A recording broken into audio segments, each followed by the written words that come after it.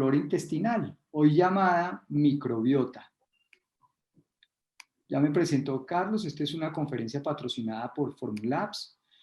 Y realmente Hipócrates hace 2500 años, el padre de la medicina, tenía razón cuando nos dijo que todas las enfermedades comienzan en el intestino. Y eso es lo que vamos a tratar hoy de hablar un poco, de cómo nuestro estado de ánimo realmente también comienza en el intestino.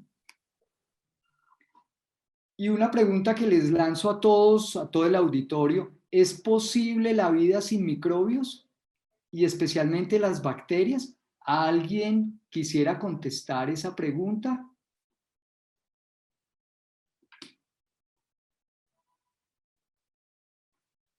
¿Qué piensan ustedes? ¿Podemos vivir sin microbios, sin bacterias en nuestro cuerpo? ¿Y en la vida en general podemos vivir sin bacterias? Pueden contestar en el chat si les da, si no pueden abrir sus micrófonos, ya estoy aquí intentando activar los micrófonos de todos para que podamos estar interactuando con el doctor.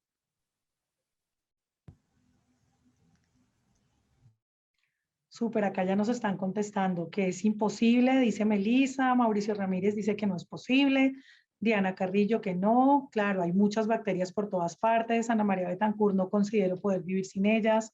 Bueno, creo que tenemos muy claro todos que sin bacterias no podemos vivir.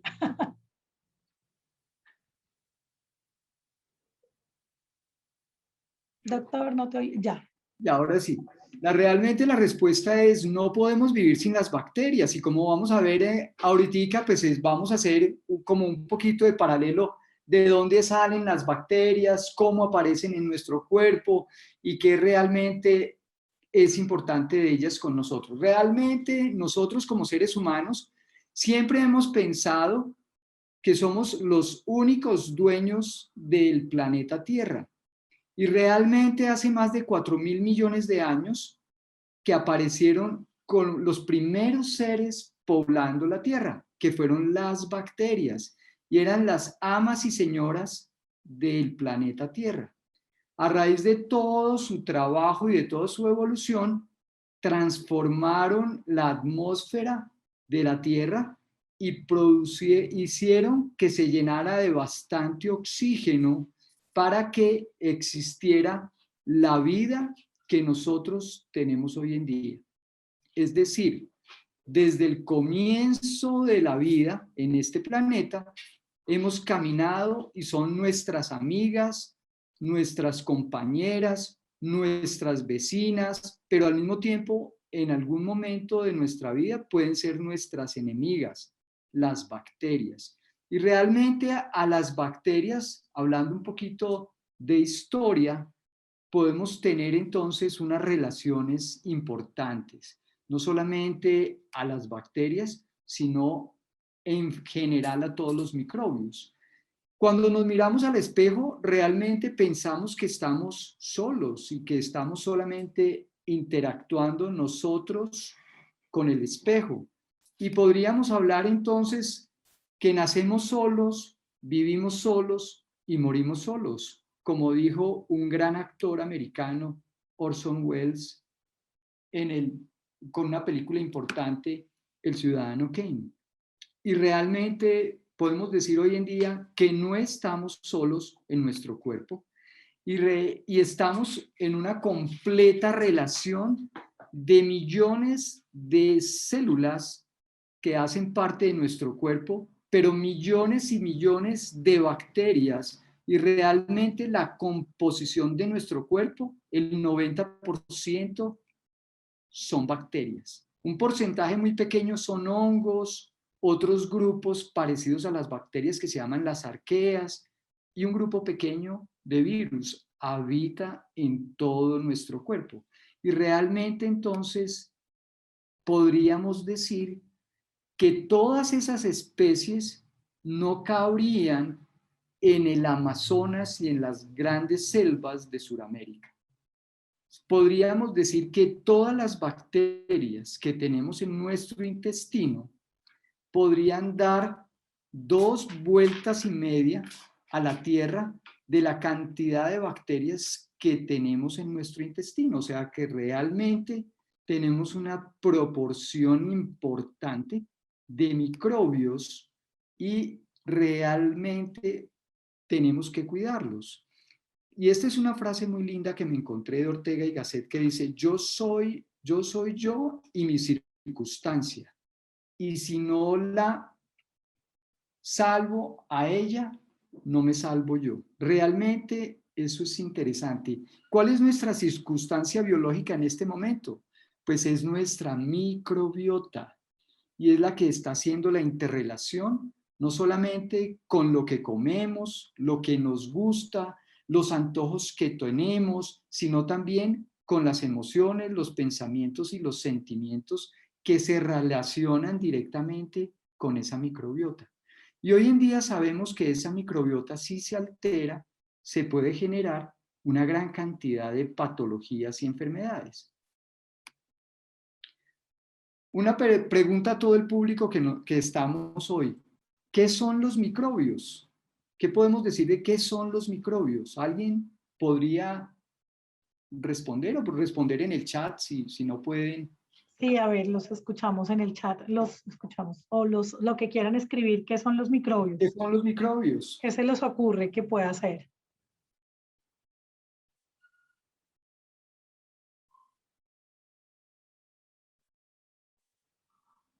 Ninguno se le mide a responder. ¿Qué pasó?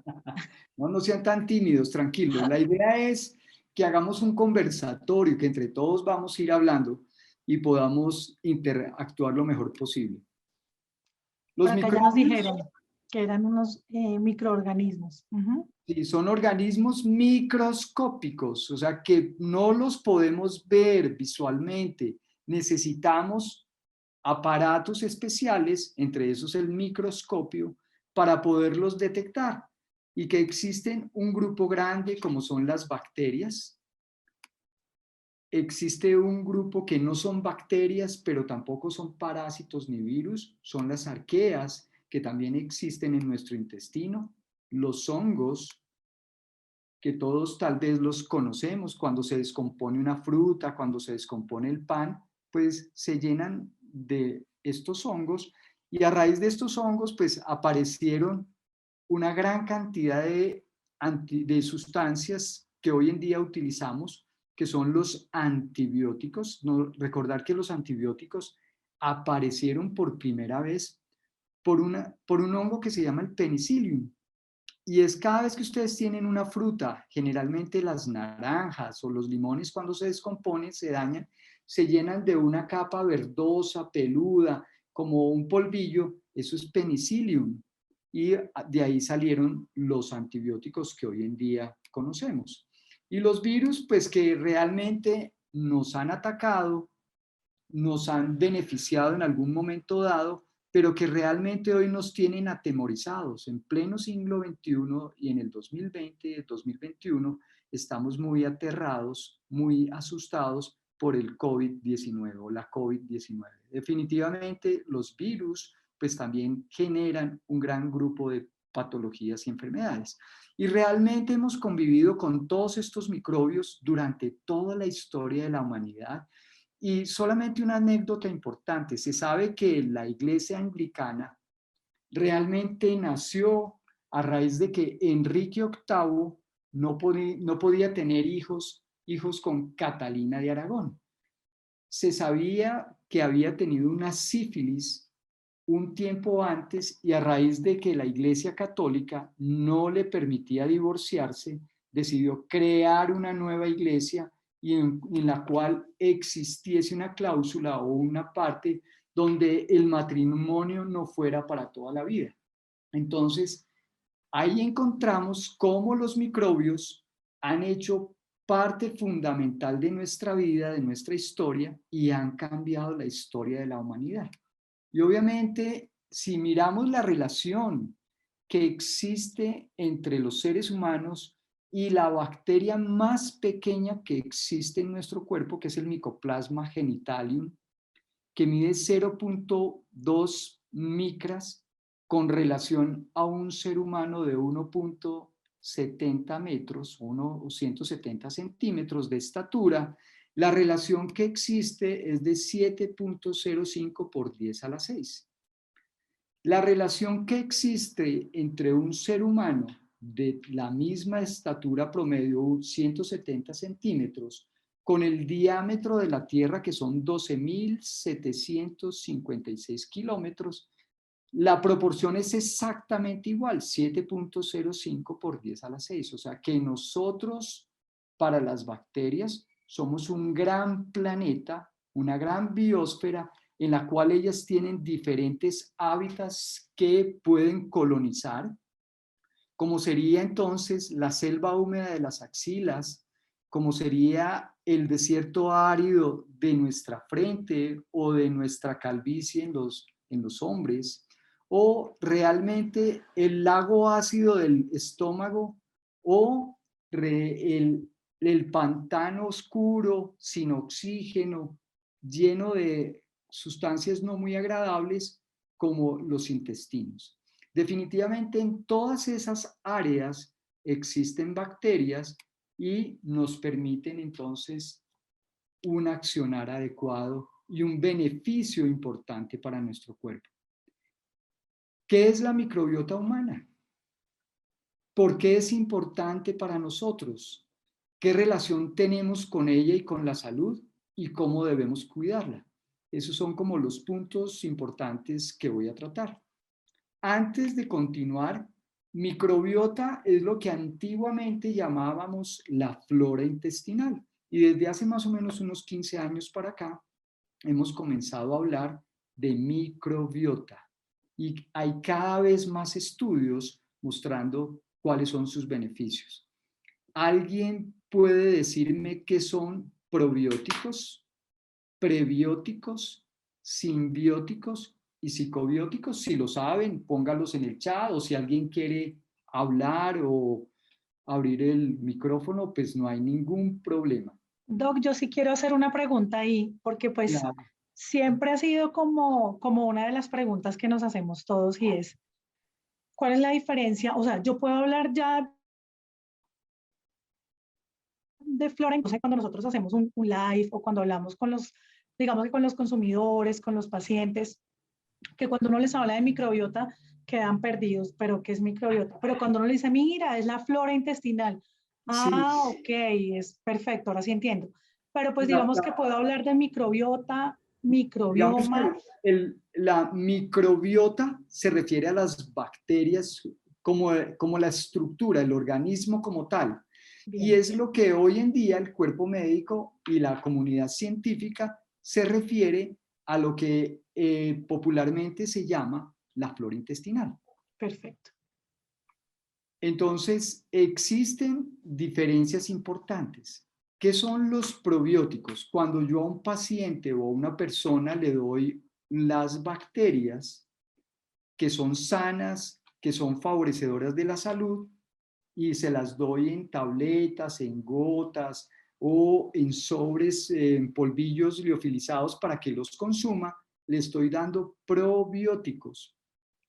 O sea, le estoy dando la bacteria para que colonice el intestino.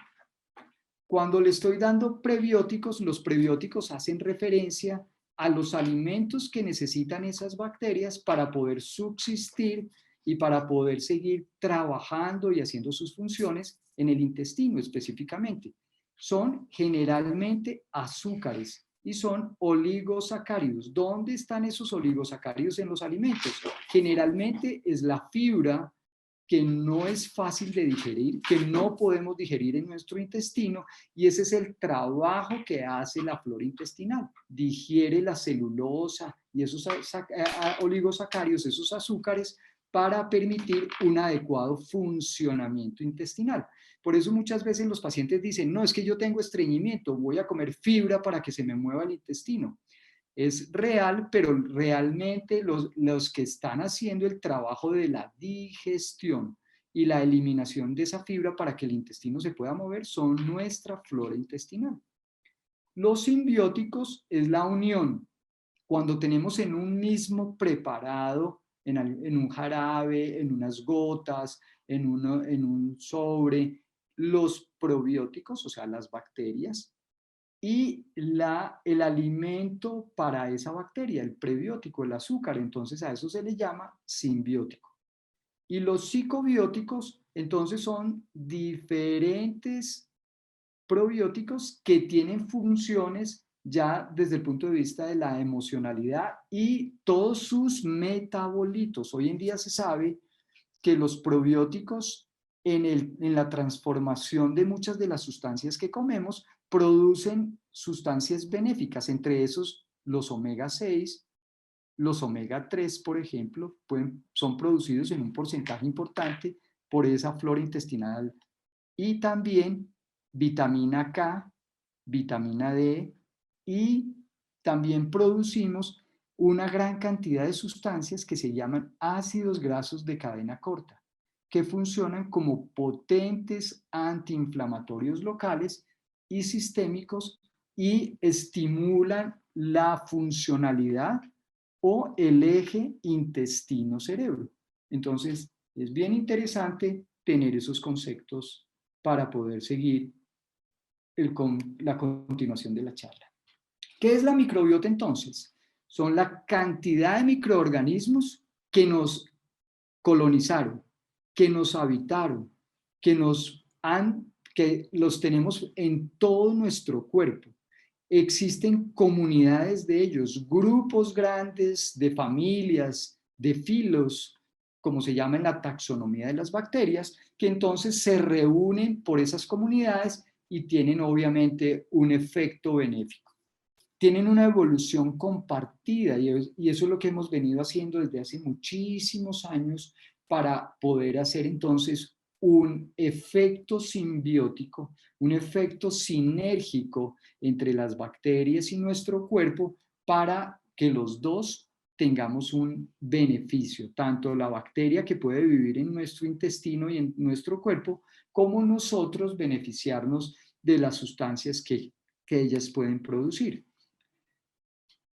Desde hace 15 años, entonces, se generó un proyecto en los institutos de salud de los Estados Unidos para descubrir cuáles eran las bacterias que existían en diferentes partes del cuerpo, y encontraron entonces que hay diferentes bacterias en el área genital, en el cuero cabelludo, en las axilas, en el ombligo, en los pliegues interdigitales de los dedos de los pies, en la misma planta de los pies, pero lo más importante es que el 90% de todas esas bacterias que existen en nuestro cuerpo están en el intestino.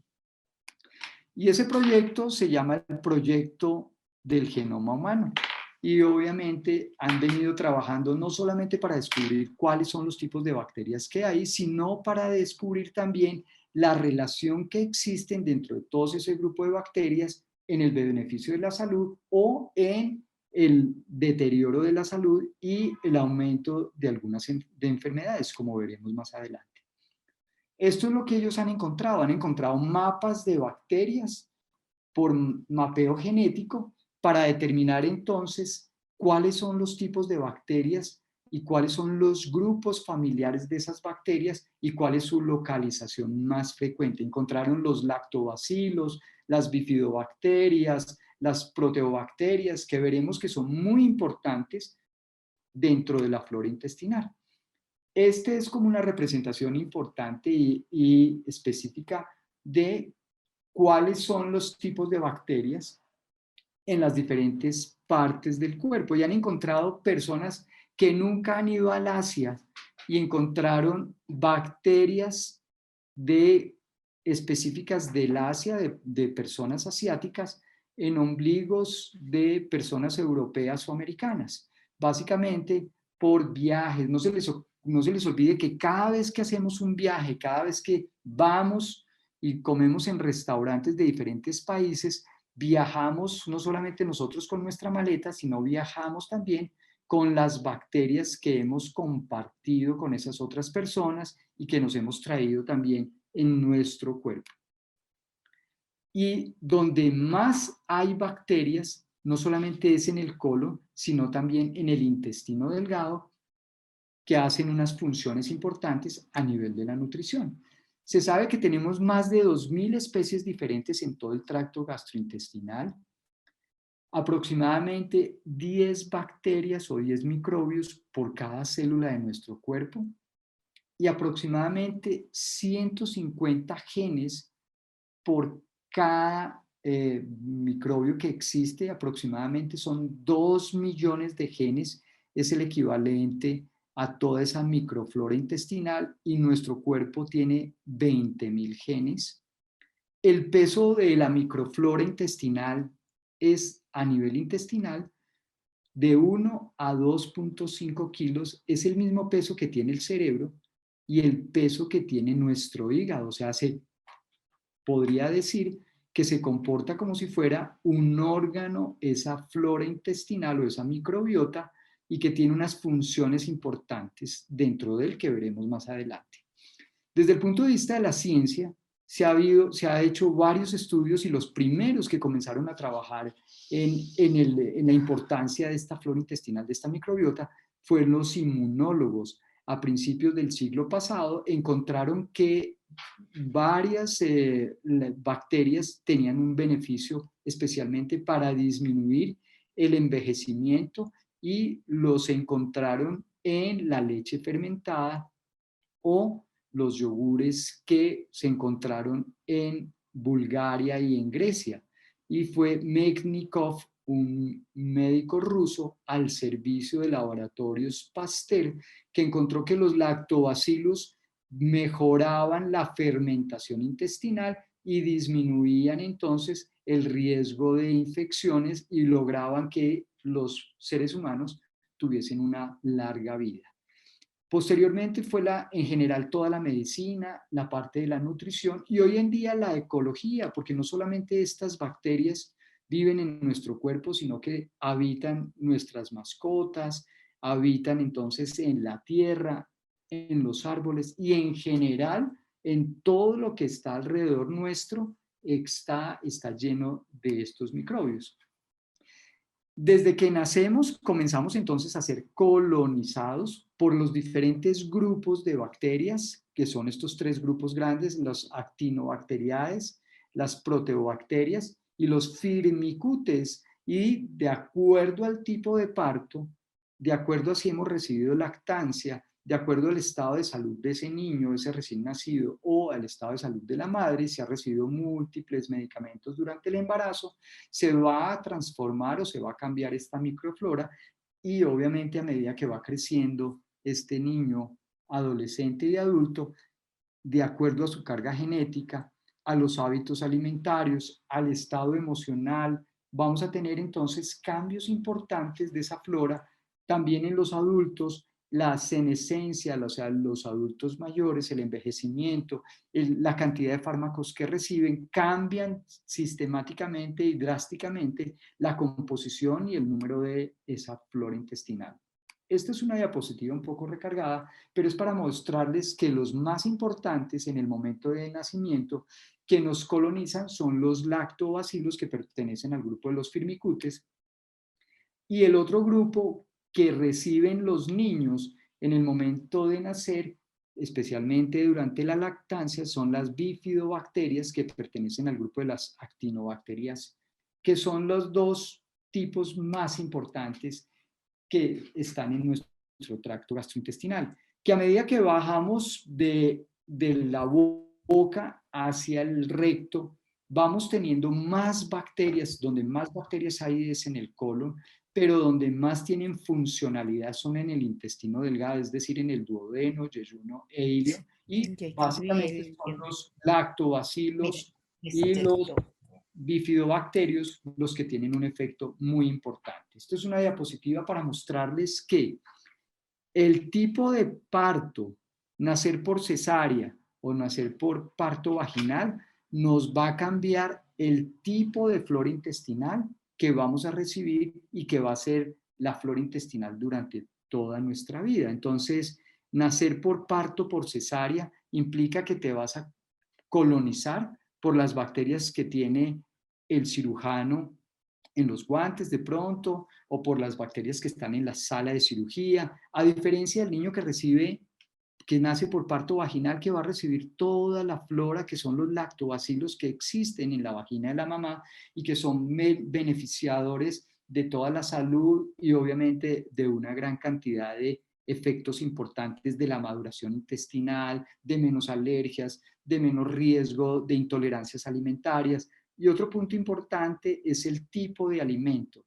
Los niños que reciben leche materna exclusiva se colonizan por las bifidobacterias que también tienen un efecto benéfico no solamente para la nutrición y la maduración intestinal, sino que nos van a permitir producir entonces una gran cantidad de sustancias, entre esos la vitamina K y los ácidos de cadena corta, que son potentes antiinflamatorios y nos van a ayudar también a la maduración intestinal. Si ese recién nacido ha sido prematuro, ha estado hospitalizado, ha recibido medicamentos, pues nos va a cambiar la flora intestinal de este niño porque ha estado expuesto entonces a una incubadora, ha estado expuesto a la unidad de cuidado intensivo neonatal, al contacto con los médicos, con las enfermeras, a la leche del biberón, la leche de tarro, la leche maternizada y obviamente durante la vida, durante el transcurso de la vida, nuestra microflora va a cambiar si recibimos medicamentos,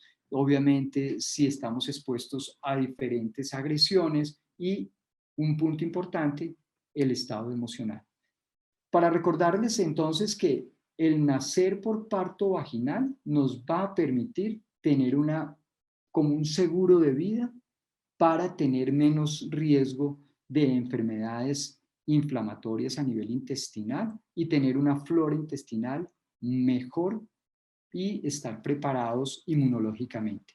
El parto por cesárea, obviamente, trae diferencias importantes en cuanto a la colonización de esas bacterias a nivel del tracto gastrointestinal y a medida que recorremos la vida, vamos cambiando de forma de esa flora intestinal. Y lo importante en nuestra vida es no tener tantas variaciones como la curva del lado derecho, sino tener una diversidad de esas bacterias que nos va a permitir entonces mejor interrelación entre ellas y un mejor beneficio para nuestra salud. La microbiota o la flora intestinal es como nuestra huella dactilar. Es individual, se hacen cambios que son muy sensibles generalmente cuando una persona hace cambios en su dieta y empieza a consumir dieta que es rica en fibra y que tiene alimentos benéficos para la flora intestinal o la microbiota, en 3 días se ven cambios significativos de esa microbiota. Y hoy en día se sabe que la formación o la colonización de esas bacterias puede llegar hasta los 5 años de edad, que puede tener una variabilidad importante de acuerdo no solamente al estado de salud del niño, sino a los tipos de tratamientos en el cual está expuesto. Entonces, sabemos hoy en día que tenemos una gran cantidad de bacterias en nuestro intestino que nos van a permitir mejorar nuestra salud, pero que existe, además del parto, una segunda vía importante de colonización de ese intestino, como es la leche materna. Y se sabe hoy en día que la leche materna lo que nos va a beneficiar es los bifidobacterias. Y esas bifidobacterias, se sabe que existen más de 700 especies de esas microorganismos o bacterias que se eliminan o están en la leche materna que el recién nacido va a deglutir, va a comerse y obviamente le va a ayudar a esa madurez intestinal. Que los niños que reciben leches maternizadas obviamente tienen una flora intestinal diferente o una microbiota completamente diferente a los niños que son alimentados por leche materna exclusiva y toda esa interrelación de la microbiota o la flora intestinal que está formada por las bacterias, los hongos, los virus y las arqueas, junto con nuestro intestino que está formado por la mucosa, el epitelio y la submucosa, y a su vez dentro de ese intestino está el sistema inmune que está englobado en unas placas especiales a nivel intestinal, como unos nódulos linfáticos, como unos pequeños ganglios que existen en el intestino, y es básicamente, se llaman las placas de Peyer. Esos tres componentes, la mucosa, la microbiota y la inmunidad intestinal, hacen lo que llamamos un ecosistema que trabaja en unión permanente para tener un equilibrio. ¿Y por qué es importante entonces esa microbiota? Porque tiene unas funciones específicas como son las estructurales, protectoras y metabólicas. Estructurales porque hacen parte directo esas bacterias y esos microbios de las vellosidades intestinales, de las crestas intestinales, y las células intestinales tienen como vellitos que hacen que toda esa microbiota recubra todos esos vellitos y obviamente aumentan las barreras para que seamos menos colonizados por microbios o bacterias patógenas a nivel intestinal. Y esa parte protectora es la que hacen esas bacterias a nivel del intestino, la luz intestinal, hacen como capas dentro del intestino que impiden que las otras bacterias, las sustancias tóxicas que están en los alimentos, los xenobióticos que nos comemos, que son diferentes sustancias como los pesticidas, fertilizantes que podemos consumir con los alimentos, nos lleguen hasta el intestino, no se absorban y puedan ser descompuestos y eliminados por esa misma microflora. Y tiene funciones importantes también desde el metabolismo. Nos ayudan a la digestión, nos ayudan a la fermentación, especialmente de esos carbohidratos de cadenas muy grandes como es la fibra, nos ayudan a producir vitaminas, especialmente la vitamina K, nos producen ácidos grasos de cadena corta que estimulan todo el sistema inmune para control de la inflamación local, pero al mismo tiempo esos ácidos grasos de cadena corta son grandes moduladores de la respuesta que tiene relación con el eje intestino-cerebro. Entonces, cada vez que consumimos alimentos ricos en triptófanos, el triptófano es un aminoácido que está en varios alimentos. Uno de esos es, por ejemplo, el cacao, los chocolates, son ricos en triptófano. Se transforma por efecto de esas bacterias y a nivel intestinal en una sustancia que probablemente todos conocemos, que se llama la serotonina. ¿Alguien se acuerda qué hace de efecto la serotonina en nuestro cuerpo? Bueno, la serotonina tiene efectos benéficos, especialmente en el estado de ánimo, y esa parte se la dejamos a la doctora Caicedo para que nos lo refuerce y nos cuente muy bien. Pero eso es un efecto importante que hace nuestra microbiota sobre ese aminoácido que es el triptófano y que nos va a mejorar el estado de ánimo. Entonces, funciones importantes, es un equilibrio de la salud entre la microbiota y el huésped y nos ayuda a la integridad de la barrera física por todo lo que tiene que ver con la tolerancia inmunológica, que cada vez que esas bacterias se crecen desmesuradamente o hay un desequilibrio entre las bacterias benéficas y las bacterias que pueden generarnos enfermedad, se llama una disbiosis intestinal o un desequilibrio en la composición de nuestra flora intestinal. Y obviamente se altera todo lo que tiene que ver con los sistemas de regulación, no solamente de la inflamación local, sino inmunológicos, locales y sistémicos, y esa disbiosis se asocia con muchísima frecuencia a enfermedades crónicas. Y esa disbiosis es obviamente lo que la gran mayoría de nosotros nos vemos con frecuencia afectados.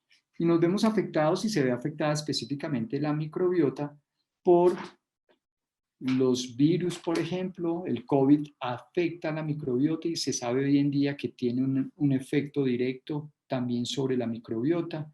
Las infecciones, por ejemplo, las gastroenteritis bacterianas, como la fiebre tifoidea, también alteran la microbiota. El uso de medicamentos, específicamente de los antibióticos, recordar que los antibióticos pueden acabar con toda esa microbiota, con todas esas bacterias benéficas.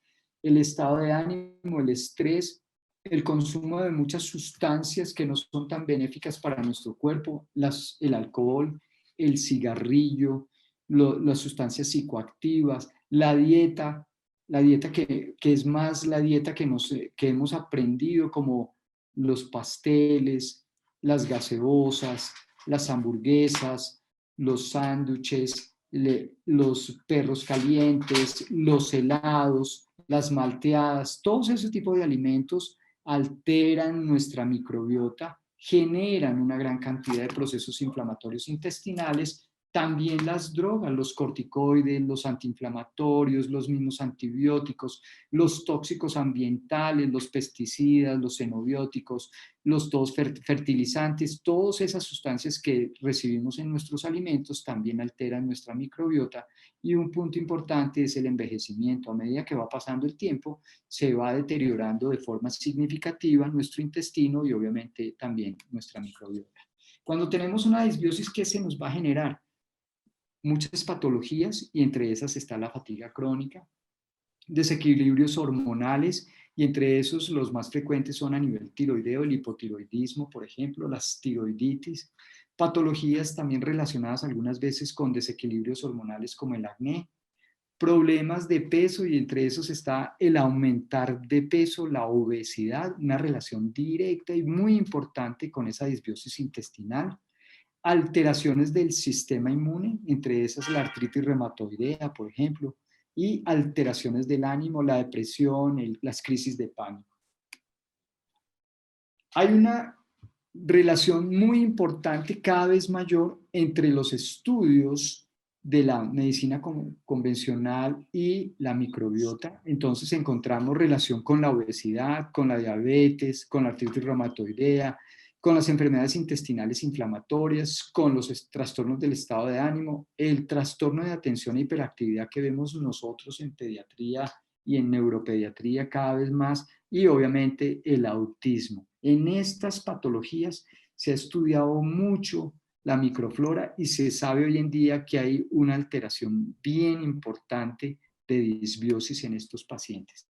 La relación entonces que tenemos entre el intestino y el cerebro la encontramos marcadamente desde el punto de vista de los sentimientos, emociones y obviamente los pensamientos, y patologías como frecuentes que vemos en nuestros pacientes, el estreñimiento. Se sabe hoy en día que es una alteración de la falta de serotonina, que muchas veces esos pacientes presentan entonces decaimiento, pesimismo, pesadez no solamente estomacal, sino psíquica. Son pacientes controladores, perfeccionistas, que manejan emociones importantes entre el rencor y el remordimiento, y muchas veces tienen estados depresivos a raíz de esa disbiosis intestinal que presentan por esa patología del estreñimiento. El intestino irritable son muchas veces pacientes que presentan cuadros diarreicos, son inseguros, nerviosos, con múltiples miedos, son fóbicos, con ataques de pánico y de ansiedad, y tienen trastornos de la concentración. ¿Cómo realmente tenemos que cuidar nuestra microbiota? Entonces, lo ideal y lo mejor es con una muy buena alimentación. Este es un libro que encontré que se llama La cocina de la microbiota. Tiene excelentes recetas, y lo mejor entonces para cuidar nuestra microbiota es consumir alimentos que sean ricos en probióticos, ricos en fibra, y aquí muestran entonces cómo todos esos alimentos que tienen fibras, que están en las frutas, en las verduras, en las hortalizas, promueven y ayudan a que crezcan flora intestinal sana, que incrementan entonces una gran cantidad de sustancias, especialmente esos ácidos grasos de cadena corta, que tienen los beneficios inmunológicos, los beneficios potentes antiinflamatorios, y que cada vez que consumimos embutidos, salchichas, cárnicos, hamburguesas, todo ese tipo de comida que la llamamos comida rica en grasa, muy rica en proteínas, baja en fibra, promueve el crecimiento de otro tipo de bacterias e incrementa entonces sustancias, compuestos nitrogenados a nivel del colon que se sabe que son mutagénicos y cancerígenos, y otras sustancias que son derivadas de la trimetamina, que son también sustancias netamente inflamatorias e irritantes, especialmente del colon. Entonces, la pregunta nuevamente, ¿es posible la vida sin las bacterias? Ya habíamos dicho que no podemos vivir sin bacterias, porque esas bacterias nos van a disminuir la respuesta al estrés, nos van a activar nuestra respuesta inmune, nos van a ayudar a desinflamar toda la vía digestiva y nos van a controlar muchas de las alteraciones del desarrollo de los niños del sistema nervioso central, como la hiperactividad y el autismo, y obviamente nos va a ayudar a controlar muchas de las alteraciones emocionales que tenemos.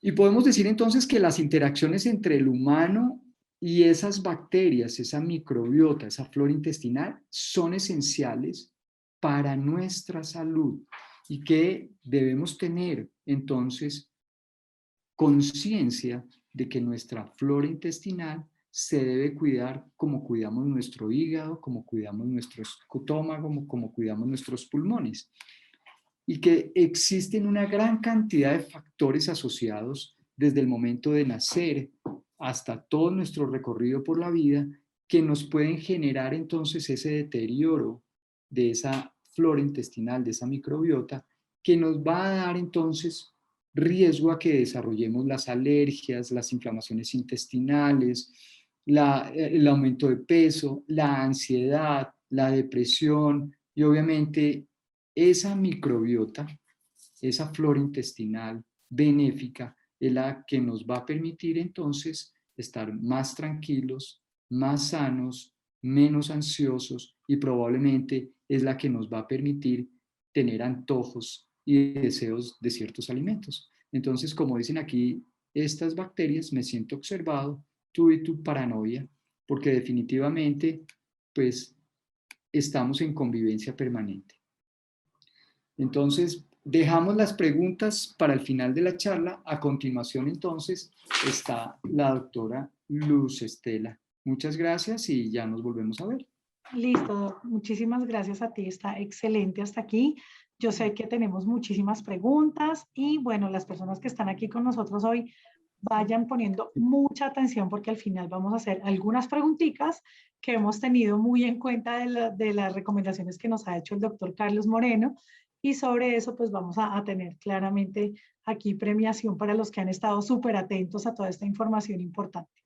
Gracias, doctor. No, María Víctor, me voy a desconectar, que si le das entrada al chat, para que ella se conecte a la doctora. Para compartir pantalla. Claro que sí, ya mismo. Listo.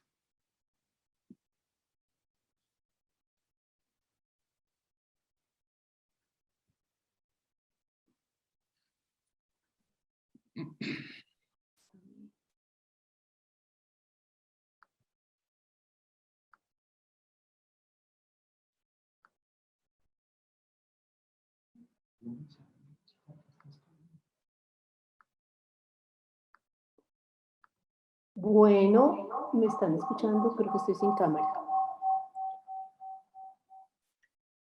¿Sí me escuchan? ¿Qué pasó? ¿Se me fue la pantalla? Sí, perfecto. ¿Me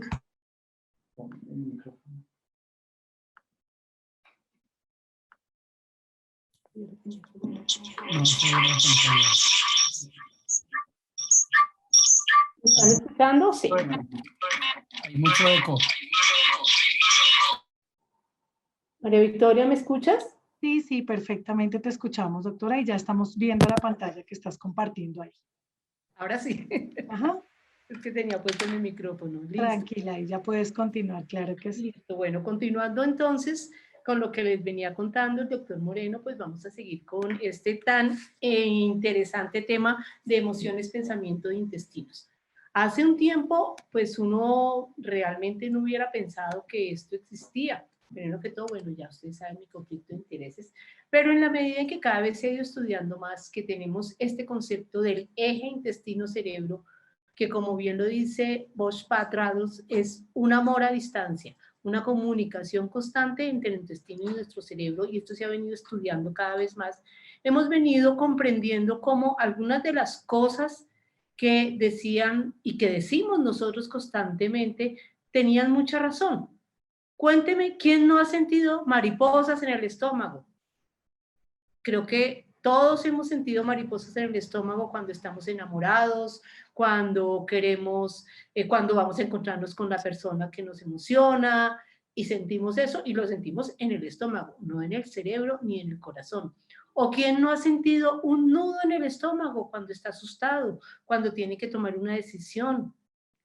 Cuando le toca ir a algún sitio donde tiene que enfrentar algo, o quien no ha sentido un hueco en el estómago también, o esas palabras, esas frases que todos hablamos continuamente de decir, es que no me paso esta persona, es que esta persona me produce náuseas, o es que esta situación me da ganas de vomitar. Asociamos una cantidad de sentimientos y emociones a nuestro intestino. Y esto de un tiempo para acá, unos 10, 15 años para acá, cada vez tiene más importancia y cada vez nos ha mostrado más que realmente las emociones y el intestino tienen mucho que ver. Pero quiero primero contarles y hablar un poquito de las emociones. Yo quiero que los que quieran escribir nos escriban qué emociones, qué tipos de emociones creen que tenemos los seres humanos. No sé, María Victoria, si me puedes ir contando, si contesta alguien. Claro, acá estoy súper pendiente. Bueno, acá nos está diciendo Tatiana tristeza, por aquí miedo, ¿No? cólera, angustia. Germán nos dice angustia. ¿Quién más se atreve? Asco, Ira, estrés, ira, rabia, ansiedad. Bueno, un montón. emociones. Hay muchísimas, exacto, y todos tenemos muchas emociones. Ansiedad, mira que se repita mucho la ansiedad. Sí, es que creo que en esta época de pandemia la ansiedad es la emoción predominante, pero vamos a mirar si la ansiedad es una emoción o es un sentimiento, vamos a mirar. Okay. Y lo que casi todo el mundo piensa que sabe que es una emoción, pero cuando uno le piden que defina esa emoción, en ese momento casi nadie afirma que la puede entender. Cuando a mí me dicen, defina qué es el miedo. ¿Qué es el miedo? Yo puedo decir a qué le tengo miedo, puedo decir qué siento cuando tengo miedo, pero definir claramente qué es el miedo es muy difícil porque es algo, la emoción es algo muy al fondo de nuestra, perdón, de nuestro cerebro y, como vamos a ver, de nuestro intestino. Entonces, ¿qué es la emoción? La emoción es un conjunto de respuestas neuroquímicas, y aquí vamos a ver cómo la neuroquímica empieza a jugar un papel muy importante, y hormonal, que nos permiten reaccionar de cierta manera ante un estímulo externo. Ustedes ven aquí cómo Disney en su película nos mostró las emociones y nos mostró cómo las emociones son buenas y son malas, y cómo las emociones nos hacen actuar de una u otra manera, y nos trató de dar un conocimiento más claro de las emociones. Y hablar qué es el sentimiento. El sentimiento es la suma de una emoción y un pensamiento. Es el resultado de mis emociones. Cuando una emoción se transforma en sentimiento en la medida en que yo soy consciente de esa emoción. ¿Qué pasa cuando uno siente miedo? Yo siento miedo, se me acelera el corazón, me puedo poner pálida y tengo una sensación que hasta que llega a mi cerebro, que es rapidísimo, no se convierte en un sentimiento. Y esa conversión de emoción y sentimientos pues está muy ligada y está muy parecida, pero una cosa que hacen los psicólogos es ayudarle a uno a entender cuándo la emoción es una emoción y cuándo es un sentimiento. Hay una cosa que es importante recordar: de las emociones tienen una función muy importante. Las emociones tienen funciones adaptativas, o sea, me prepara para que yo actúe. El miedo es el principal ejemplo, pero probablemente casi todas las emociones tienen una función adaptativa que es la más importante. Entonces, si yo siento miedo, mi reacción será rápidamente huir para defenderme. Entonces eso es una emoción que tiene una función adaptativa, pero también tiene una función social, es la forma de expresar cuál es mi estado de ánimo, de facilitar la interacción social.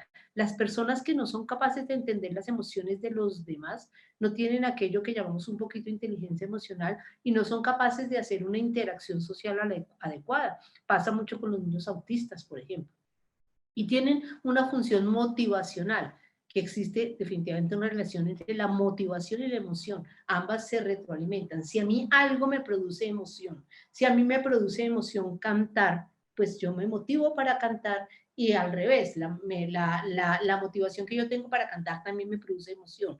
Entonces, todas estas cosas son importantísimas porque tienen que ver con muchas de nuestras actividades humanas y tienen que ver con la forma como vemos el mundo, con la forma como nos defendemos y nos relacionamos con el mundo. Pero hablábamos que son cambios neuroquímicos y sabemos definitivamente que la química de nuestro cerebro cambia de acuerdo a la emoción que tengamos y entonces, o al revés, la química hace que tengamos una emoción distinta. Entonces, hay relaciones, por ejemplo, que tendríamos entre estar felices, donde tendremos muchas endorfinas y mucha serotonina, por ejemplo, cuando estamos felices. Cuando estamos asustados tenemos mucha adrenalina.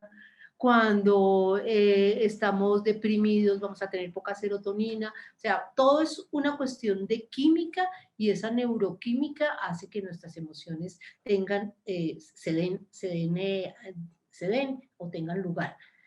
Y esto y la comprensión de todo esto ha hecho crear esto que se llama la psiconeuroendocrinoinmunología, que es toda esta relación que existe entre la psicología, pensamientos, emociones y conductas, entre la neurología con todo lo que son neurotransmisores y neuropéptidos, entre el sistema endocrino que tiene que ver con toda la secreción de hormonas, con la glándula suprarrenal, con la tiroides, con el tálamo, con la hipófisis y con la función inmune.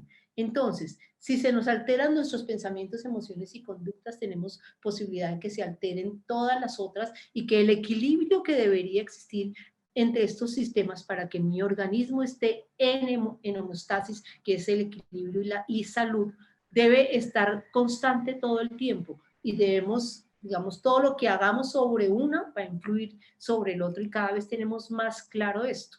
Y el eje intestino-cerebro definitivamente nos muestra esa comunicación tan importante y vemos cómo en este dibujo el cerebro le comunica al intestino y el intestino le responde al cerebro mucho más de lo que el cerebro le manda al intestino, pero es una vía de comunicación bidireccional entre el sistema nervioso central y el tracto gastrointestinal, que nos explica todos esos sentimientos que nosotros podemos tener. De hecho, se ha llamado que el cerebro podía ser el segundo, el intestino podía ser llamado el segundo cerebro, que es un cerebro que siente pero no piensa, a diferencia de nuestro cerebro, el sistema nervioso central, que sí tiene la capacidad de pensar.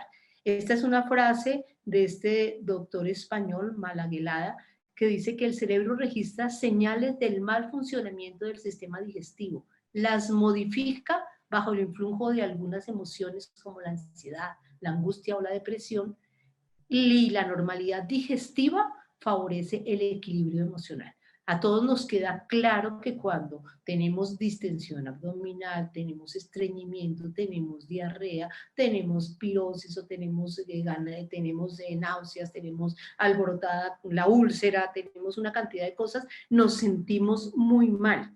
Pero que también cuando nos sentimos mal, las personas deprimidas tienen más tendencia a tener estreñimiento, las personas ansiosas tienen más tendencia a tener diarrea. Todos tenemos la experiencia de estar ante un momento muy ansioso y tener un acceso de diarrea impresionante, o después de pasar por un periodo muy deprimido tener estreñimiento. Entonces vemos cómo una cosa influye sobre la otra y la otra influye sobre.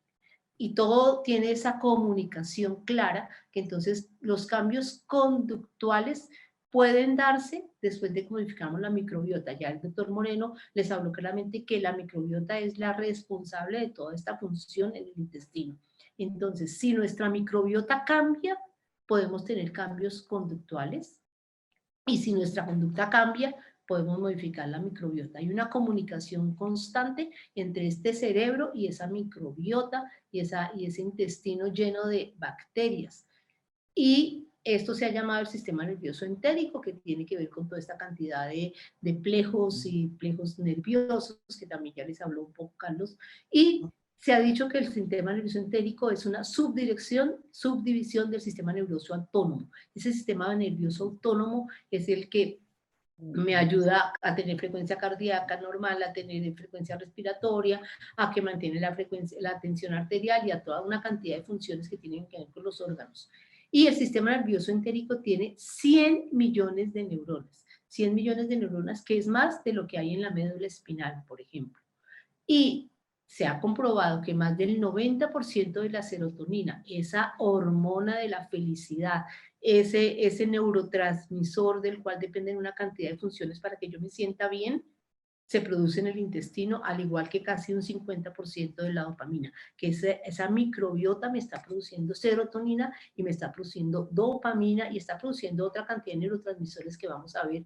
Pero quiero hablarles de la serotonina. Cuando uno tiene los niveles altos de serotonina, está calmado, tiene paciencia, se puede autocontrolar, es sociable, se adapta, tiene un humor estable. Cuando los niveles se bajan, se puede poner hiperactivo, agresivo, impulsivo, tiene fluctuaciones de humor, está irritable, está ansioso, tiene insomnio, depresión, migraña, puede caer en farmacodependencia o en bulimia. Entonces, definitivamente, el mantener unos buenos niveles de serotonina en nuestro organismo favorece y garantiza nuestra salud mental. De hecho, los medicamentos antidepresivos, por ejemplo, su modo de acción es un bloqueo de la recaptación de serotonina, se hacen que aumente la serotonina de nuestro cuerpo para hacer que la persona depresiva se sienta bien. ¿Y qué pasa con la dopamina? Que es el otro que veíamos que más del 50% también se produce en el intestino. Cuando tenemos niveles altos, estaremos de buen humor, tenemos iniciativa, estamos motivados, tenemos deseo sexual. Cuando tenemos niveles bajos, hay depresión, puede haber hiperactividad, desmotivación, indecisión y descenso de la libido. La dopamina tiene que ver con todos los sistemas de recompensa del organismo, tiene que ver con que yo me sienta bien haciendo cosas, entonces eso es muy importante y vemos cómo entonces el intestino puede alterar la dopamina, si no está funcionando bien puede alterarse la serotonina, si no estamos funcionando bien, y entonces eso hace que se refleje en nuestro estado de ánimo, que tengamos ansiedad, o que tengamos depresión, o que tengamos hiperactividad.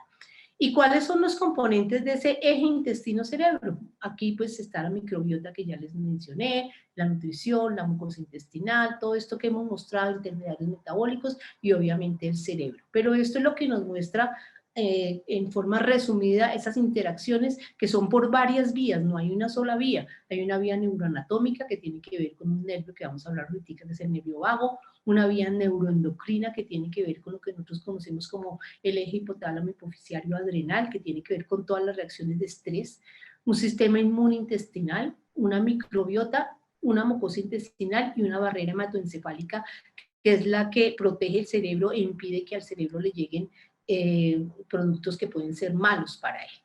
Y entonces los sistemas de comunicación serían estos, dentro de esto el nervio vago, el circulatorio y el inmune. Quiero hablarles un poco del vago, que es ese nervio que nace en el cerebro y va a los órganos respiratorios, digestivos, va a los pulmones. Entonces es un nervio que vaga por toda nuestra anatomía, que tiene comunicación con todas ellas y que es la principal vía para transmitir la información desde la microbiota que está en nuestro intestino hasta el sistema nervioso central. Entonces, el nervio viene del cerebro hacia el intestino y va del intestino hacia el cerebro. Y es una vía de comunicación que modula todas mis respuestas. De hecho, en algunas partes se habla de que el nervio vago es el nervio de la compasión, que cuando a mí me abrazan o cuando yo siento compasión hacia una persona, cuando yo veo una persona que sufre y siento como una opresión, como un calorcito en el pecho, tiene que ver con que se activa mi nervio vago. Y se han hecho experimentos que demuestran que es así. Entonces vemos cómo ese nervio que va a todos nuestros órganos tiene que ver también con componentes emocionales. Y lo que yo les hablaba aquí de la química del cerebro, Esto es la química básica del cerebro. Cuando miremos aquí en los colorcitos que estamos viendo ahí, por ejemplo, la oxitocina es la llamada hormona del amor o la hormona de las relaciones, de la interacción social. Entonces, cuando estamos enamorados tenemos alta oxitocina, tenemos alta dopamina y tenemos alta serotonina. Cuando estamos felices tenemos mucha serotonina. Cuando estamos ansiosos, dopamina. En la esquizofrenia hay una liberación grandísima de dopamina. Cuando estamos deprimidos tenemos bajita la dopamina y tenemos bajita la serotonina. Cuando queremos pelear, cuando estamos ante un peligro, se nos aumenta la noradrenalina y la adrenalina. Entonces, todo esto tiene que ver con este eje intestino-cerebro y con la producción de estos neurotransmisores, con GABA, que es un neurotransmisor inhibitorio en el cerebro, con la serotonina, la dopamina, todos estos que ya hemos mencionado. Y esto llevó al concepto de los psicobióticos. Los psicobióticos que tienen que ver con esto de los probióticos y los prebióticos, que entonces los psicobióticos son bacterias beneficiosas, que son los probióticos, o apoyo para tales bacterias que son los prebióticos que influyen en las relaciones entre el intestino y el cerebro. O sea, que influyen en esta relación del eje intestino-cerebro y en esta relación de las emociones, sentimientos e intestino. Aquí vemos cómo cuando yo tengo un estado normal en mi intestino, mi cerebro tiene una reacción normal, estoy en un estado sano, tengo un estado cognitivo y emocional normal, mis niveles de células inflamatorias y mediadores químicos en mi intestino son normales, mi microbiota intestinal es normal y tengo una salud sana. Pero cuando se altera alguna de estas cosas, aparece el estrés o la enfermedad, o hay alteraciones del comportamiento, emociones, disminuye mi estado de inmunidad al dolor, tengo niveles anormales de células inflamatorias y mediadores químicos en mi intestino, mi microbiota está alterada, y entonces vemos cómo definitivamente todo este sistema de equilibrio entre en mi sistema nervioso y mi sistema digestivo es lo que me asegura de alguna manera mi salud. Y hablando un poquito de este famoso estrés, esto que estamos viviendo desde hace más de un año con unos grados elevados de estrés, los estudios han demostrado que hay un vínculo entre esa microbiota y la reacción que yo pueda tener el estrés. Entre mejor microbiota tenga yo, entre más equilibrada esté esa microbiota, menos disbiosis haya, yo reacciono mejor al estrés. Tengo mejor resiliencia, que es esa posibilidad de sobreponerme a estas situaciones. También se ha visto que la composición de la microbiota puede predecir cómo yo voy a reaccionar al estrés y que si yo manipulo y cambio esa microbiota puedo modular efectos negativos del estrés. Que también, y esto es un experimento bien interesante, la mayoría de los experimentos que se han hecho con las microbiotas se hicieron primero con ratones, y son ratones a los cuales les limpiaron todo el intestino de todos los gérmenes y miraron las reacciones diferentes que podrían tener aquellos que no tenían microbiota y aquellos que sí tenían microbiota. Y vieron cómo durante periodos vulnerables, como por ejemplo al inicio de la vida, los ratoncitos que se tenían afectada su microbiota tenían más efectos del estrés que podían sufrir que aquellos que tenían una microbiota sana. Y esto lo vieron, por ejemplo, en aquellos animalitos que separaban crías que separaban en forma muy temprana de la madre, y el efecto que ese estrés les daba duraba durante toda la vida, y la respuesta del estrés de esos animalitos separados de sus madres que tenían microbiota alterada era diferente de los mismos separados de sus madres, pero con microbiota sana. Entonces, también se encontró que existen periodos que son vulnerables en los cuales el estrés afecta mucho más la microbiota, o en los cuales la microbiota alterada afecta a largo plazo mi reacción al estrés. Esto es la conclusión de este estudio, donde dice que hay suficiente evidencia para justificar una mayor investigación del uso de probióticos como una estrategia para evaluar y para aliviar los efectos perjudiciales del estrés. Y estos son estudios tanto en humanos como en animales. Se ha visto cómo las personas a quienes se les dan unos antibióticos, probióticos tomados como yogures enriquecidos, ese tipo de cosas, y por ejemplo comparan con otro grupo, tienen mejores reacciones al estrés, al igual que los estudios hechos en animalitos. Y este es el estudio que yo les decía de los ratoncitos libres de gérmenes, que son esos ratoncitos a los cuales se les estudia cuáles son sus comportamientos, cuál es la función neural, cuál es, por ejemplo, la señalización de las hormonas del estrés o la neuroprotección, y ven cómo todos, cuando no tienen gérmenes, estos tienen respuestas exageradas a las citoquinas, que son las que causan la inflamación en las situaciones de estrés, que son las que nos enferman cuando tenemos estrés, y que la señalización que hay entre el intestino y el cerebro, o sea, esa comunicación, se altera cuando uno no tiene esas bacterias en su intestino, cuando no tenemos esos huéspedes que tanto nos ayudan. Esa unión que hemos tenido con nuestras bacterias es la que, como les decía el doctor Moreno, nos ha ayudado a sobrevivir, pero no solo a sobrevivir desde el punto de vista de no tener alergias o no tener enfermedades, sino a manejar el estrés. Y vemos aquí cómo la microbioma y el eje intestino-cerebro tienen acciones en muchas condiciones, como en el dolor. Ya sabemos que las personas que tienen alterada la microbiota tienen un umbral del dolor más bajo, o sea, que un dolor más suave les da más duro, por decirlo de alguna manera. Hay mayor cantidad de enfermedades neurodegenerativas, en la obesidad, y hay muchísimos estudios de cómo la microbiota alterada causa obesidad o se asocia con la obesidad. Las adicciones, como ya veríamos por todos estos componentes neuroquímicos, la epilepsia, el ACV, el síndrome de intestino irritable, definitivamente, que ya les habló el doctor Moreno, la ansiedad y el estrés y los trastornos psiquiátricos de los que estamos hablando. Y vemos aquí una lista a la izquierda larga de las posibles aplicaciones, posibles enfermedades en las cuales la alteración de la microbiota podría jugar un papel importante. Tenemos como la esquizofrenia, tenemos la epilepsia, la obesidad, la apnea obstructiva de sueño, los trastornos de sueño parece que también tienen mucho que ver. Y aquí algunas de las enfermedades, yo como neuróloga, pues es donde más me enfoco, hacia algunas de las enfermedades neurodegenerativas, donde se ha comprobado que existen alteraciones de la microbiota, la esclerosis múltiple, el Alzheimer, el Parkinson, la esclerosis lateral amiotrófica, el autismo, el trastorno por déficit de atención y el ACV.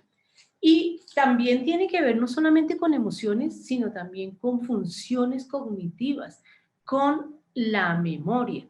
Definitivamente somos lo que recordamos, y nuestra memoria nos hace ser los seres humanos que somos. Entonces la microbiota también tiene que ver con la memoria. Parece que la microbiota regula la memoria, que está dependiente del hipocampo. El hipocampo es esa estructura que tenemos dentro de nuestro cerebro, que es la encargada de organizar nuestra memoria, que tengamos memoria. En los ratones se ha visto que el tratamiento crónico con antibióticos causa déficit de memoria. ¿Eso cómo lo comprueban? Pues estos los ponen a recorrer laberintos, y se tienen que aprender el laberinto, y cuando tienen, después del tratamiento con antibióticos, recorren el mismo laberinto, ya no se acuerdan por dónde coger, y lo comprueban de esa manera.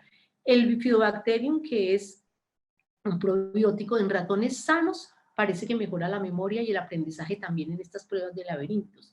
Y la posibilidad de que si enriquecemos nuestra microbiota intestinal, podríamos revertir algunos de los déficits cognitivos, ya sea en enfermedades neurodegenerativas, en enfermedades del envejecimiento o en niños que tienen trastornos de este tipo. Y otra de las cosas con las cuales se relaciona es con la ansiedad y la depresión. Parece que la microbiota nos ayuda a modular nuestras respuestas ante la ansiedad, ya vimos que definitivamente ante el estrés, que la disbiosis se ha asociado con algunos trastornos neuropsiquiátricos, que tenemos efectos positivos sobre el estado de ánimo cuando utilizamos probióticos en poblaciones sanas, que mejoran los patrones de sueño. Sabemos que definitivamente dormir es fundamental para tener buena salud, dormir es fundamental para que tengamos... para que no suframos tanta ansiedad, tanta depresión, para tener niveles de atención y aprendizaje. Y también se ha visto que tiene la mejoría de la microbiota efectos sobre pacientes de depresión mayor. En la enfermedad de Parkinson, se dice que la enfermedad de Parkinson aparentemente se origina en el intestino, que muchos de estos pacientes tienen estreñimiento años antes de que aparezcan los síntomas y que tienen microbiota distinta a los pacientes que no tienen Parkinson. Igual ocurre con la enfermedad de Alzheimer, esta enfermedad que cada vez vemos más que es una enfermedad que tiene tantos costos sociales y económicos, y también se ha visto que los pacientes con Alzheimer tienen diferentes perfiles de microbiota, o sea, tienen diferentes bacterias en el intestino que los que no tienen Alzheimer, que estas microbiotas tienen una característica de tipo inflamatoria y que hay especies específicas de la microbiota que pueden contribuir a que aparezca la enfermedad de Alzheimer. Se ha visto, hay estudios con dieta, por ejemplo, modificando la dieta, estudios donde poblaciones tienen menos Alzheimer, debido a que tienen diferentes características en la dieta que favorece que tenga una microbiota sana. Entonces también, y otra enfermedad, la esclerosis múltiple, una enfermedad que cada vez vemos también más frecuente, y se ha visto que estos pacientes también tienen disbiosis, o sea, tienen alteración de su microbiota, y que parece que podría ser una de los factores importantes en la expresión de la enfermedad.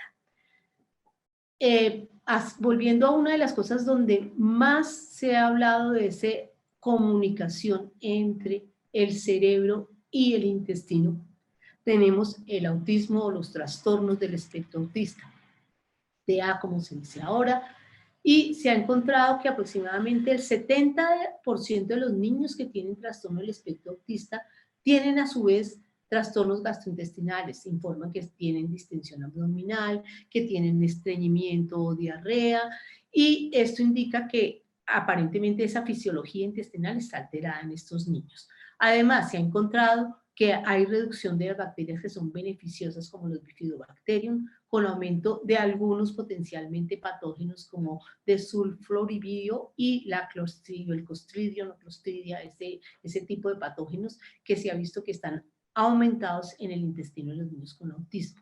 También los niños autistas encontramos que tienen mayor sensibilidad a ciertos alimentos, lo cual también se ha asociado con alteraciones de la microbiota, que tienen ingesta más baja de calcio y proteínas y tienen tendencia a alimentarse en forma selectiva. Muchos niños autistas se alimentan únicamente, yo tengo niños que la mamá dice es que no come sino papas fritas y pasta, o pasta y arroz. Hay otros niños que tienen una alimentación selectiva un poco más sana, no comen sino frutas y verduras, sino comen otras cosas, pero los autistas tienen una tendencia importante a tener esta alimentación selectiva, y todo eso implica que probablemente sí haya alguna alteración de tipo intestinal en estos niños, y que probablemente ese intestino microbiota, intestino cerebro, es un modulador clave para la salud neuropsiquiátrica en estos niños, y que estos probióticos, o como los dijimos inicialmente, psicobióticos, pueden modular la actividad y la función del cerebro, mejorando algunos comportamientos de los niños con trastorno del espectro autista. Quiero aquí decirles que esto no es una curación, pero sí podemos ver mejoría de algunos de los comportamientos. Los estudios han mostrado que hay algunas interacción social, irritabilidad, que mejoran en la medida en que se utilizan uno u otro probiótico en el tratamiento de estos niños. También otro de nuestras grandes enfermedades o condiciones que se están presentando, que es el trastorno por déficit de atención con hiperactividad, que tenemos tantos niños que son calificados a veces como torpes, como perezosos, como que les va mal, que tienen educación equivocada, y cada vez hay más artículos que hablan de cómo la nutrición tiene que ver con la presencia de estas alteraciones. Vemos que cada vez tenemos más niños que tienen TDAH, sabemos que existe un riesgo genético que se modifica por diferentes factores de tipo ambiental, en el que tienen que ver la exposición a tóxicos, la exposición a la televisión, la exposición a pantallas, padres que tienen menos tiempo con los niños, una cantidad de factores ambientales. Y todo esto pues ha ido a hacer una modificación epigenética que ha hecho que cada vez tengamos más pacientes con trastorno de déficit de atención, pero la relación con la microbiota parece que también existe, que estos pacientes tienen alterada la permeabilidad intestinal, al igual que ocurre en los pacientes con autismo. Entonces, al tener esa alteración de la permeabilidad intestinal, esto permite que sustancias tóxicas atraviesen y lleguen a sitios donde no deben llegar. que tienen alteración de los síntesis de neuropéptidos, esos que hablábamos, serotonina, dopamina, noradrenalina, que tienen incremento en síntesis de algunos compuestos que pueden ser nocivos y que tienen alteraciones en lo que conocemos como la activación y desactivación del sistema nervioso autónomo, que hace que el niño no se pueda estar quieto, que el niño sienta que tiene que moverse todo el tiempo y que produce ese tipo de síntomas. Y como vemos, pues también tiene que ver con todo este proceso de la microbiota y del intestino-cerebro. Vemos aquí cuáles son los factores que afectan más ese eje intestino-cerebro. Entonces tenemos definitivamente la dieta. Sabemos que el comer alimentos procesados, los azúcares refinados, la falta de ciertos alimentos, pues afecta a mi microbioma, hace que proliferen bacterias de las malas y que mis bacterias buenas se disminuyan. La genética y la epigenética, tenemos que agradecerle a nuestros padres esa microbiota que nos dieron y que nos heredaron, y a la mamá específicamente que nos pasó también su microbiota de acuerdo al tipo de parto que tuvimos. Entonces esa parte es muy importante. Ya el doctor Moreno les explicó cómo cuando tenemos un parto vaginal, esa microbioma se enriquece, y cuando tenemos un tipo de parto por cesárea ocurre todo lo contrario. Definitivamente al medio ambiente, los tóxicos alteran el microbiota, alteran todos esas bacterias buenas de mi cerebro. Los medicamentos y específicamente aquí hablamos de los antibióticos. No tenemos que decir que los antibióticos son malos, pero mal usados no son lo mejor. Los antibióticos fueron el gran avance en la medicina moderna, pero mal usados, pues alteran esos buenos bacterias que yo tengo, y entonces me alteran mi microbiota. Sabemos que también otros medicamentos, como los medicamentos, los omeprazoles, todas estas cosas también tienen acción sobre esa microbiota. El ejercicio, si yo hago ejercicio y tengo una vida buena, pues mis bacterias van a estar mejores. El miedo y el estrés, parece que la exposición temprana a cosas que producen miedo alteran mis microbiota, altera mi equilibrio y me daña mi homeostasis, y entonces me da disbiosis. La interacción social, el no tener interacción social también lo altera, y el estrés. Si ustedes ven, tenemos muchas de las cosas que han pasado en esta pandemia nos están afectando nuestra microbiota. El ejercicio, pues no podemos hacer ejercicio como antes, el miedo, el no tener interacción social, el estar estresados, y las comidas que estamos haciendo. Parece que la forma en que yo como también me la mandan esas bacterias que yo tengo allá adentro. Parece que hay bacterias buenas que me dan como órdenes para que yo tenga antojos para comer cosas que me hacen falta. Pero cuando yo como muchas cosas como azúcares refinados o muchas grasas, mis bacterias buenas digamos, las callo y empiezan a hablar las malas, y hacen que yo tenga más ganas de comer cosas dulces, azúcares, grasas. Entonces yo tengo que modificar mi microbiota para que eso me ayude a modificar mi dieta. Entonces, como les decía, todo es una vía de doble, es una llave de doble vía, una llave que va de mi intestino a mi cerebro, de mi cerebro a mi intestino, y tiene que ver con muchísimas patologías y muchísimas cosas que nos ocurren. Entonces, definitivamente, este tipo de comidas procesadas, con altos índices glicémicos, con azúcares, con artificiales, colorantes, todo eso, son las comidas que no me hacen bien para mi microbiota, y que no me hacen bien para mis emociones, y que no me hacen bien para mi salud mental. En cambio, comidas como estas, sanas, las frutas, las verduras, los quesos, son las que de alguna manera tienen una mejor respuesta, y me hacen ser más feliz y menos enferma. Entonces tenemos que, además de tener suplementos y cosas de estas, pues hay que comer sano. Tenemos alimentos que mejoran nuestro estado de ánimo. Tenemos, por ejemplo, los alimentos como el salmón, que favorecen las vitaminas del complejo B, que favorecen la generación de serotonina y de dopamina, que como ya vimos son las grandes hormonas o las grandes neurotransmisores de la felicidad y de la recompensa. el aguacate que tiene cantidad de triptófano, vitamina E, magnesio, potasio, todas estas cosas que protegen el sistema nervioso central, el banano con su alto contenido en vitamina A, C, K y B6 y componentes básicos favorecen la síntesis y metabolismo de neurotransmisores, otra vez volvemos a nuestra serotonina y dopamina, y el chocolate negro que tiene componentes para reducir el estrés y la ansiedad. Creo que todos hemos tenido ansias de comer chocolate cuando estamos estresados o ansiosos y esto tiene su razón de ser y es que el chocolate negro, este chocolate que no tiene una cantidad de azúcar muy alta, que tiene, si ustedes consiguen este chocolate con cacao 90%, son los que de verdad no producen, digamos, tanta problema por los azúcares y tienen flavonoides y mejoran mi función cognitiva. También el chocolate me ayuda a tener mayor comprensión. Y obviamente las comidas o los alimentos de tipo probiótico que tenemos aquí algunos, el chucrut, los pepinillos, la kombucha, los yogures, el kefir, todos estos alimentos, el té verde, que tienen gran cantidad de probióticos. Entonces, si yo tengo una dieta buena, si alimento mis bacterias buenas, si hago ejercicio, si manejo mi estrés, también mi cerebro va a responder y me va a ayudar a tener todo esto. Y pues obviamente si no puedo y los tengo deficientes, pues voy a necesitar algún suplemento diferente para tratar esto. En conclusión, sabemos que existen evidencias que apoyan la relación entre la microbiota y el sistema nervioso central. Hay muchísimas evidencias.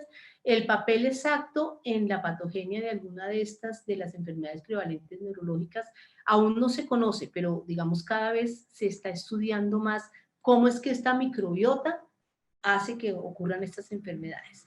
La microbiota parece que constituye un marcador biológico en las enfermedades del sistema nervioso central. O sea que podría yo estudiar las microbiotas de las personas para saber qué tipo de enfermedades, por ejemplo, se podían presentar antes casi de que se presentaran y actuar en una forma profiláctica o preventiva.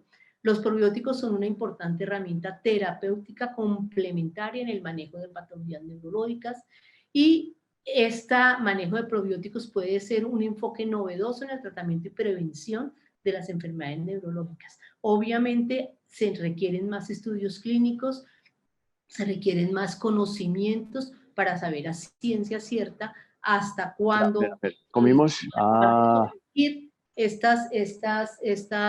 tratar de contestar estas preguntas. ¿Cuál es el verdadero mecanismo?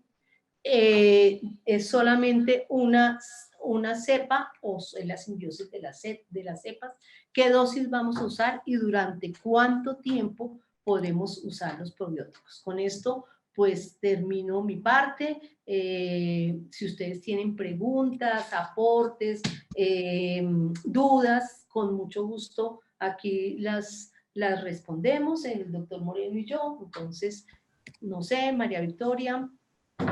Bueno, yo quiero agradecerles muy especialmente, doctora Luz Estela, doctor Carlos Arturo Moreno, por toda la información que hemos recibido el día de hoy.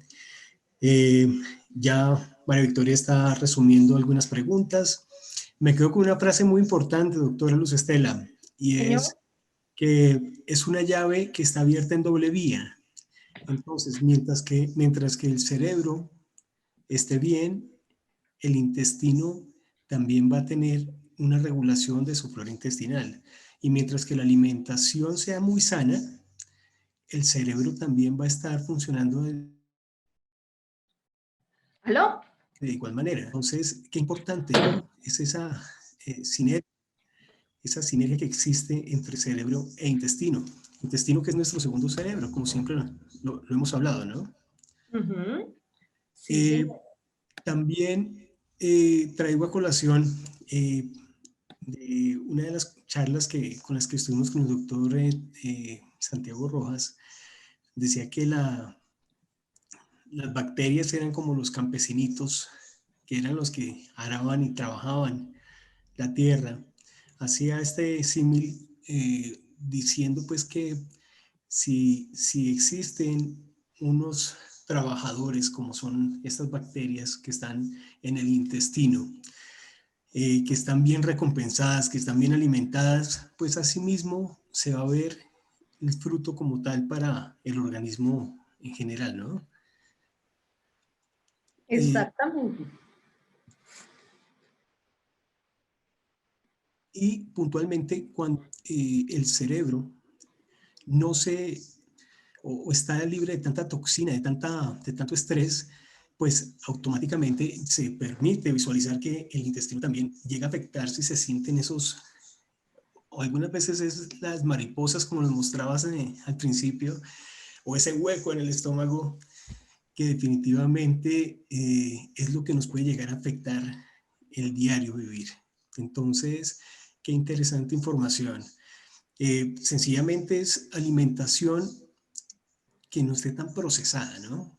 Entre más sencilla sea la alimentación y obviamente que nos nutra, que no sea tan alta en azúcares, pues nos va a fortalecer y va a favorecer muchísimo el tema del sistema digestivo, ¿no?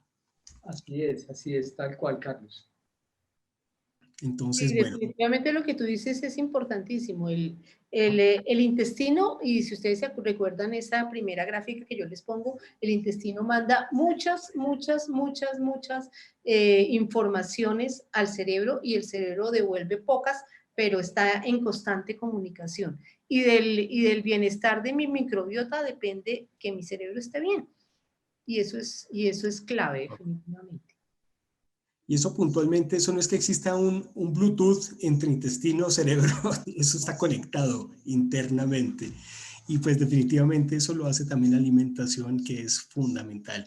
Es importante también pues recomendar, y pues para nosotros como Formulabs, que somos representantes de Jarrow Fórmulas, es importante decirles a las personas que nos están acompañando que no solamente con la alimentación, sino que es necesario también suplir un poco esa alimentación, ¿no? Apoyar esa alimentación, porque no siempre vamos a encontrar la alimentación más sana disponible. Por lo tanto, nosotros manejamos y tenemos la disponibilidad también de reforzar ese tratamiento con probióticos, con nuestro Jarrophilus CPS, que pues María Bella nos irá a comentar en unos momentos. Entonces tenemos unas preguntitas. Doctores, rápidamente, María, a ver si tienes algo para contarnos, por favor. Sí, acá hay varias preguntas de los participantes, entonces vemos aquí, bueno, voy a leer una primerita que estuvo acá muy juicioso. Bueno, acá dice Ángela, ¿cómo lograr mejorar el nivel de serotonina para mejorar la normalidad digestiva? Sí, aquí también veo otra que dice cómo mantener altos los niveles de serotonina y dopamina. Pues manteniendo mi microbiota sana, definitivamente, eso es claro. Entonces, si yo no tengo una dieta como la que está hablando ahorita Carlos, sana, si yo no estoy con mi microbiota en una simbiosis, si no estoy en una disbiosis, pues puedo tener bajas de serotonina, bajas de dopamina. Entonces, la suplementación o la dieta me ayudarían muchísimo. Además de eso, yo les decía, hay alimentos ricos en serotonina y dopamina, que los que estábamos viendo ahí, el pescado, el banano, el chocolate, el aguacate, digamos, todos esos alimentos me ayudan a mí a mantener mi serotonina y mi dopamina. Hay otras cosas aparte, no solamente de la dieta y los probióticos, sino el ejercicio, la meditación, el yoga, todas esas cosas de alguna manera hacen que yo tenga unos mejores niveles de este tipo de neurotransmisores y que esté, digamos, menos predispuesta a sufrir ansiedad y depresión. Hay, por ejemplo, estudios súper bonitos para la depresión y el ejercicio, al igual que para Alzheimer, por ejemplo, y para todo esto, de cómo el ejercicio y el ejercicio realizado en forma consistente y diaria y en una forma adecuada es uno de los factores más protectores contra la depresión. Hay hasta un estudio hecho de ejercicio versus antidepresivos y casi a favor del ejercicio más que los antidepresivos. Entonces, digamos que nosotros podemos modular nuestros neurotransmisores con cosas diferentes a medicamentos químicos. Tenemos otra cantidad de cosas, tenemos, como decía, los probióticos, tenemos la dieta, tenemos el ejercicio, la meditación, la música. A mí se me dispara la dopamina si oigo música, se me puede disparar si bailo. O sea, hay muchísimas otras cosas que podemos también hacer. Ok, doctora, súper importante esa respuesta. Para el doctor Carlos Arturo, aquí hay dos preguntas. Una dice, Clara, una pregunta, ¿los alimentos que se consiguen en el mercado supuestamente con probióticos son buena fuente de estos o definitivamente son más azúcar que probióticos, por ejemplo, los yogures? La gran mayoría de las veces hay que mirar la cantidad de azúcar que tiene el alimento, el yogur, el kumis, porque muchos de estos probióticos, estas bacterias, son sensibles a altas concentraciones del azúcar que está adicionado en el alimento. Entonces, lo ideal es consumir alimentos que sean ricos en probióticos, pero que no contengan azúcar adicional. Perfecto, doctor, muchas gracias. Hay otra pregunta que dice que no entendieron muy bien la diferencia entre probióticos y prebióticos. Listo. Entonces, no sé si lo puedas como volver a contar un poquito. Sí, claro. El probiótico es, en general, la flora intestinal, las bacterias que existen en el intestino. Se salió. Escuchamos, doctor. Los prebióticos son el alimento de esas bacterias. Entonces, unos son los habitantes, la flora intestinal, y otros lo que ella comen, que son los probióticos. Si nos están escuchando, es que parece que se nos cayó la comunicación. Perfecto. Sí, los estamos escuchando. Dices que nosotros estamos perdidos porque nos fuimos. Se nos estamos. no importa. Entonces, es importante saber que los probióticos son esa flora intestinal y los prebióticos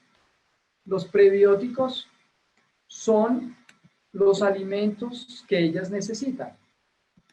Esos prebióticos, la gran mayoría de las veces, son azúcares.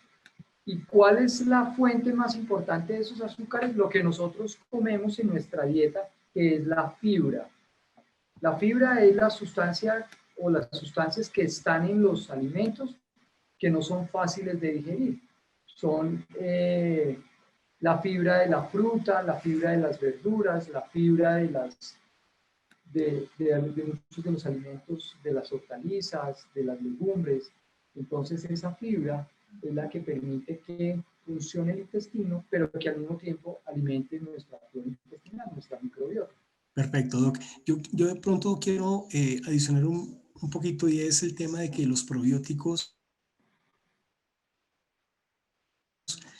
hay que mantenerlos sumamente cuidados, ¿no? Es decir, un probiótico que está expuesto a la humedad, un probiótico que está expuesto a diferentes cambios de temperatura, es difícil que se mantenga en cuanto a su calidad, porque para los que estamos conectados y que estamos escuchando la charla, probióticos son bacterias vivas que llegan al organismo. Entonces, yo pongo el ejemplo, nosotros con nuestro Yarrodophilus EPS, que cada cápsula contiene 5 billones de células, que esto es una cantidad impresionante, y que si adicionalmente decimos que es una cápsula que no es un probiótico, sino un sistema de probiótico avanzado, el cual el recubrimiento de la cápsula garantiza que cuando pase por el estómago no va a ser afectado por los jugos gástricos, por lo tanto se va a disolver la cápsula en el intestino donde en realidad debe llegar. Es decir, que estamos colonizando esos 5 billones de células garantizados, pues, como tal. ¿A qué voy?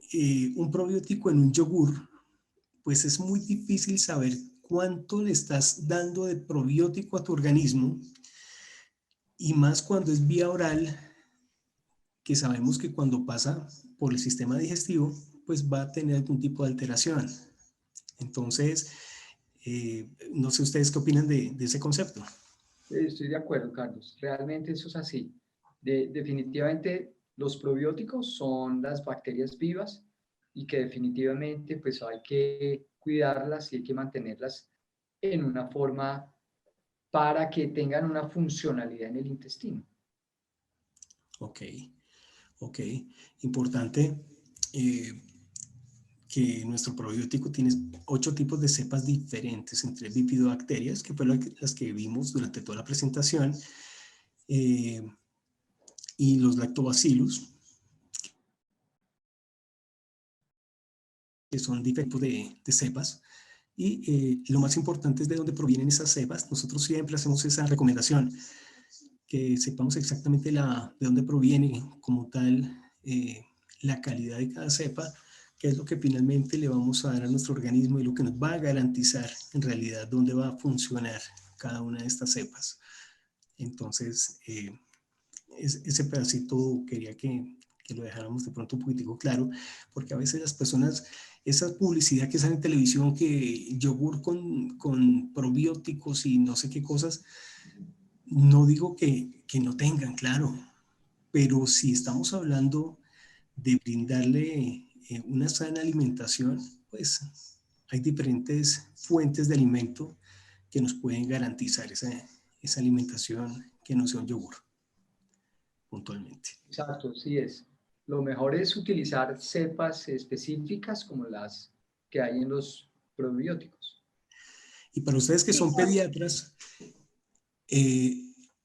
ustedes saben que tenemos también el Gerrhodophilus infant. Exacto, sí, sí, sí. Sabemos que forma las cepas patentada del todas laboratorio actúan en diferentes, pues tienen diferentes funciones, pero que el combinar cepas, el tener diferentes, y el tener además unos probióticos de calidad, pues nos garantiza que tengamos mejor respuesta, porque es cierto lo que tú dices, si tenemos una dieta, pero muchas veces la dieta no nos está dando el suficiente aporte, necesitamos un complemento. Y es por eso que, por ejemplo, como veíamos ahí, para tratamiento de enfermedades, se dice que es un tratamiento complementario de gran utilidad en todas estas de las que veníamos hablando, ¿no? Así es, definitivamente. Y pues para los bebés también tenemos, para adultos tenemos el Gerrhodophilus EPS, no sé María, a ver si lo puedes mostrar para que la gente de pronto lo conozca, que es nuestro probiótico Gerrhodophilus EPS, y el Gerrhodophilus infant para niños que vienen en presentación de gotas. Entonces,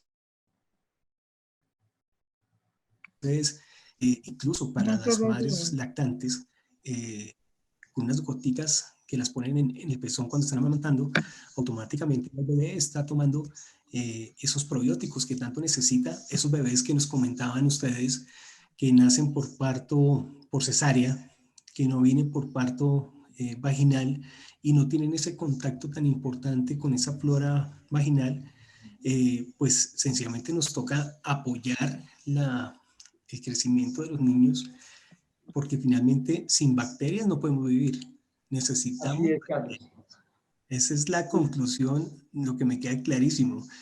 Eso, entre más antibacterial y entre más limpios y entre más tenemos la posibilidad de enfermarnos.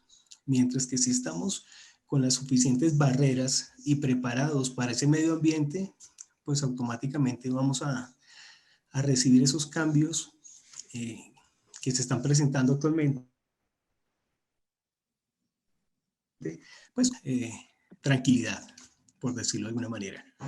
Yo creo que María Ben nos tiene unas preguntas, una rifa, porque es que tenemos unas rifas para todas las personas que nos están acompañando. No, yo la verdad, pues muy agradecida también con los doctores tan bonitos que han estado acá todo este tiempo, con todas las personas que se han conectado desde diferentes ciudades de Colombia y del mundo también.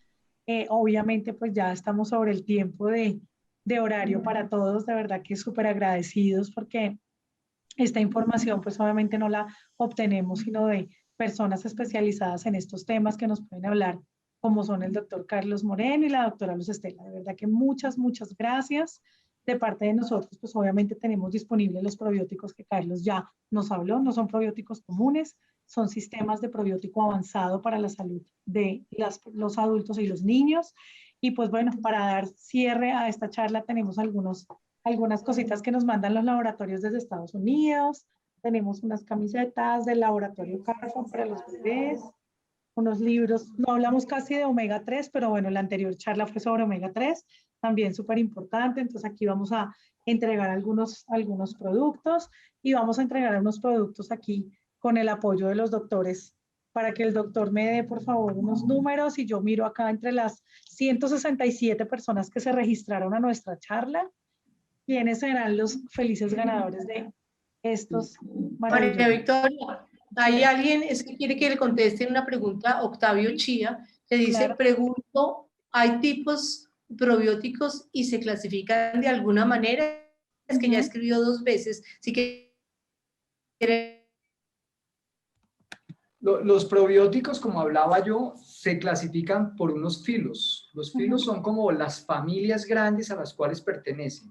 Entonces, los lactobacilos pertenecen a los actinobacterias, las firmicutes, y resulta que dentro de ese grupo de los lactobacilos existen variedades y hay un grupo grande que se llaman los lactobacilos casei, que tienen unos efectos benéficos, por ejemplo, para el cólico del lactante, el reflujo gastroesofágico. Cada una de esas bacterias se ha visto hoy en día que tienen funciones específicas sobre diferentes patologías. Está, por ejemplo, el Lactobacillus rhamnosus o GG, que definitivamente se sabe que tiene un efecto benéfico para prevenir el efecto de las enfermedades alérgicas y patologías que tienen que ver con infecciones del tracto respiratorio.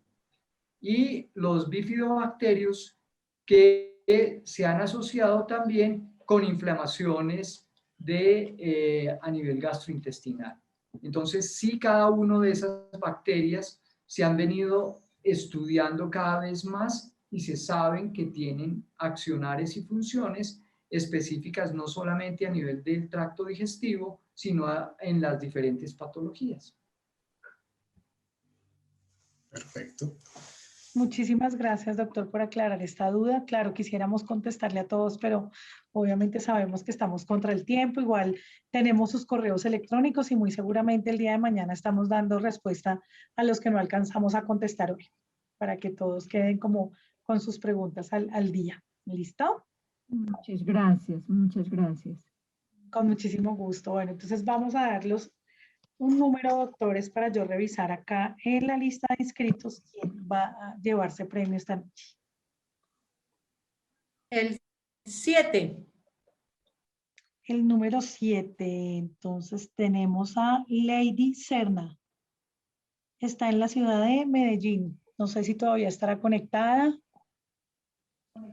¿Listo? Bueno, mañana lo ubicamos, no te preocupes. Claro que sí. Entonces, Lady, te llevas un premio esta noche. ¿Quién más, doctores? Otro número, por favor. El número 16. En el número 16 quedó registrada Joana Wajanik. No sé si estoy pronunciando bien. Ella está en la ciudad de Bogotá. Sí, yo estoy acá. Soy yo. Felicitaciones. Gracias. Muy bien. Bueno, ya tenemos acá tus Gracias, Joana, datos, por Joana. acompañarnos. Muchas gracias por estar hasta el final en esta charla. Gracias a ustedes. El taller. Lady también está presente. Soy yo. Por aquí está en el chat también, Lady. Perfecto. Gracias, gracias. Ok. Muy interesante la charla, doctores. Muy, muy interesante. Con gusto, qué bueno, qué rico que te haya gustado. Sí, claro que sí. Y quisiera, ¿sería posible tener el correo electrónico tanto del doctor Carlos Arturo como de la doctora Luz Estela? Claro, por Sí, el chat. claro que sí. Sí, a ver, ya ahorita. Ya la escribo en el chat para todos. Eso, perfecto. Excelente, muchas Muchísimas gracias. gracias. No, a ti, con gusto. Por acá nos escribió también Lady, que también está conectada, entonces también fue una feliz ganadora. No la vi por acá, pero bueno, está conectadita. Doctor, otro número más, o doctora Luz Estela, por favor. El número 50. En el 50 está Lorena Penagos de Zipaquirá. Ah, qué bien. Bueno, qué bien.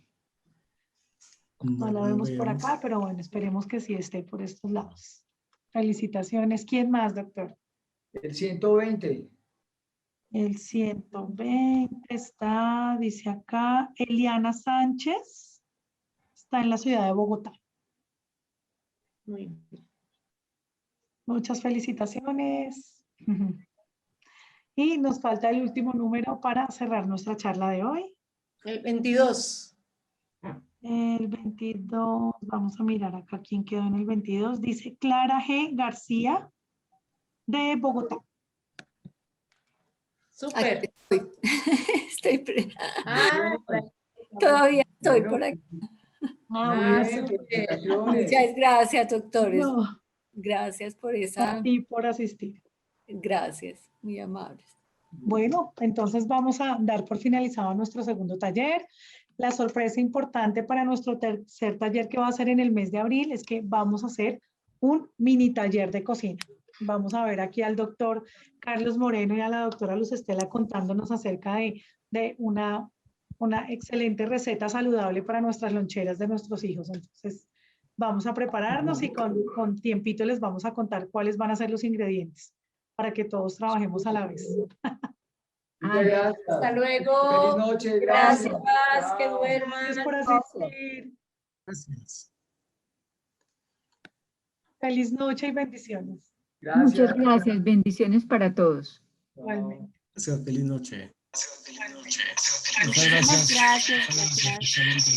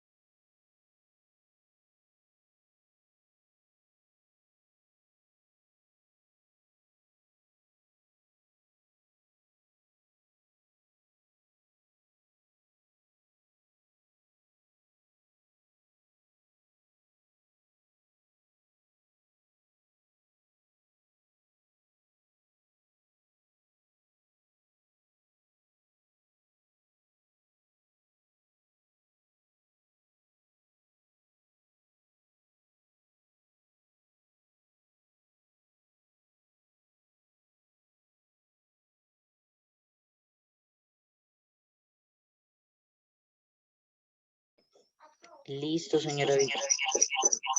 Gracias, Giselita. ¿Está por acá, Linita? Sí. Hola, ¿cómo estás? Sí. Hola, Linita, ¿cómo vas? Gracias por esperarme un segundito. Es que, ¿sabes qué te quería decir? Ya no te quito mucho tiempo. ¿Cómo hacemos, antes de que se me salga Claudia y Mauricio, que de pronto van a comentar algo? Solamente es puntualmente